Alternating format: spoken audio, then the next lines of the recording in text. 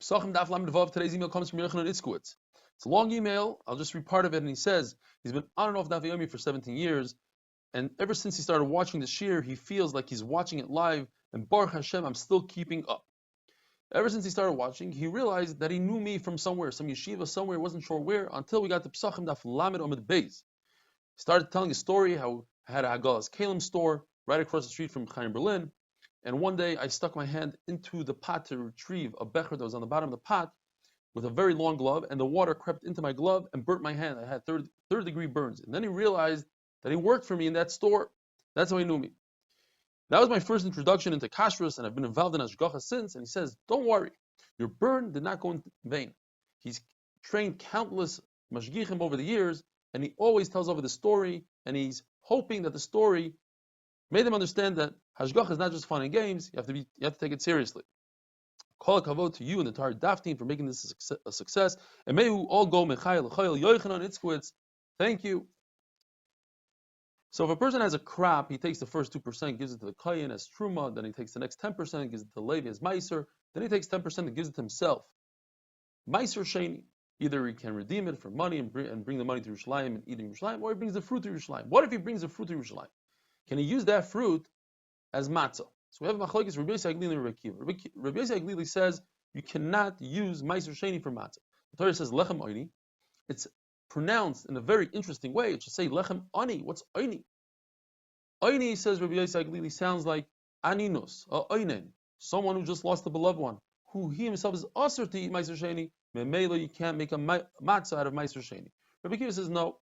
You could make a matzah out of, for Leila Seder, that is, from meiser sheni. We have a ribui, matzos, to include meiser sheni. So why does the Torah say it in an interesting way, oini?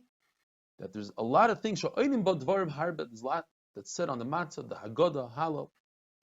But the fact that it says lechem ani, we read it ani, but why does it even say lechem ani? What do we learn from lechem ani? It says Rabbi Akiva comes to exclude dough that was kneaded with wine, honey, or oil. You're not yotze with that on the Leil Seder. The fact that Rabbi Akiva was once a guest by Rabbi Eliezer and Yeshua, and he kneaded the dough with one of those wine, honey, or oil, and they didn't say anything to him. That's because that happened on the second days of Yantiv. Second days of Yantiv are okay. We're talking about the Leil Seder. According to the Tanna Kama, even though you're not allowed to use wine and oil to knead the dough, but you're allowed to use them on top of the bread to give it a shmir, to give it a shine. And according to Chachamim, since you can't knead it with wine and oil, you can't use it for kitov either. You can only use water to shmir it. What if you did knead it with the wine and the oil? According to Rabbi Gamliel, you have to burn it right away. According to Chachamim, you may eat it. Rishon Levi told his sons, when you're making me the matzah for Leila Seder, don't mix the dough with milk. But for the rest of the days, you can. Now, what about the halacha that you can never mix milk into bread? Where geyser, perhaps you might eat it with meat. So either he meant to say, don't mix it with honey. He never said milk. Or he was talking about a very small amount of dough, the size of a bullseye. And a bullseye, we're not concerned that you could even mix milk. But according to everybody, you can't knead the dough with lukewarm water. That will create the chametz a lot quicker. What about a mincha? 30 of the 40 breads are matzahs, and you could knead it with warm water. Why is that? Now, even though the mincha can be kneaded by a Yisrael, but it has to be done inside the Azara. Therefore, the kohanim who are zrizim are watching over them, are making sure that it won't turn into chametz. But to soak the kernels in water, that's not permitted. That can be done outside the Beis Hamikdash, and Mela, the kohanim don't have control over it, and it's aser. The oimer, the minchas oimer, you could soak.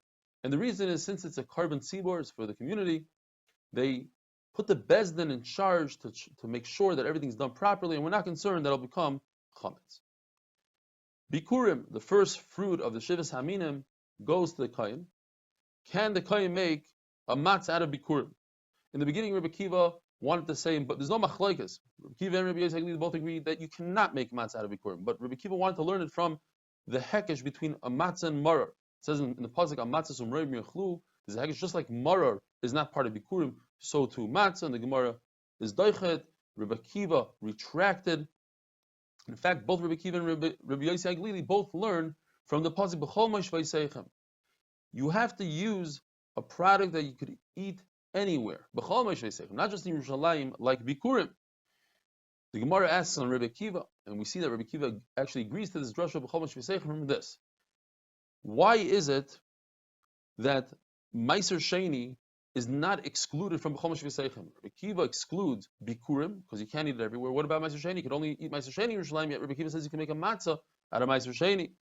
So Rebbe Akiva is going to answer because Meiser Sheni is different. Meiser Sheni has in it a kula that if Meiser Sheni becomes tamei, then you can redeem it. Once Meiser Sheni goes to Yerushalayim, you can never take it out. But if it becomes tamei, you could remove it from Yerushalayim. You can be paid and take it out. So Mela has a kula, so you could use Meiser Sheni for matzah as well. When it came to Meiser Sheni, Rabbi Yossi Haglili learned from Lechem Oini that Oinen can't eat Meiser Sheni, so you can't make a matzah out of Meiser Sheni. Why doesn't he say the same thing? That Bikurim Oinen can't eat, so you can't make a matzah out of Bikurim. The answer is because he holds like Reb Shimon that an Oinen could eat Bikurim. Reb Shimon learns that Bikurim, it says in the pasuk, the word Truma, so that has a halach of Truma that he could eat. The fact that the pasuk says specifically by Bikurim, v'samachta b'chol hatoiv, you should be happy with all the good that HaKadosh Baruch Hu bestows upon you. So it says you have to be happy, you can't be an Oinen. It says the Gemara doesn't come to exclude an Oinen, but rather to tell us that when you are happy, from the season that you're happy, when the crop grows, in other words, from Shavuos until Sukkot, when you bring Bikurim, you say the Psukim. But from Sukkot till Chanukah, you don't have that joy, then you don't say the Psukim. According to Chachamim, Oinen is actually Asr in Bikurim because they compare it to Meiser Sheni, which is Asr by an Oinen. Lechem Oini, it has to be a poor man's bread, comes to exclude bread that's cooked, like a bagel, or a very large bread. And from matzos, another riboy we have from matzos, comes to include very fine flour, even that of Shleim HaMelech, that you remove all the bran, it's still kosher for matzah, it's still considered lechem oini. Have a wonderful day.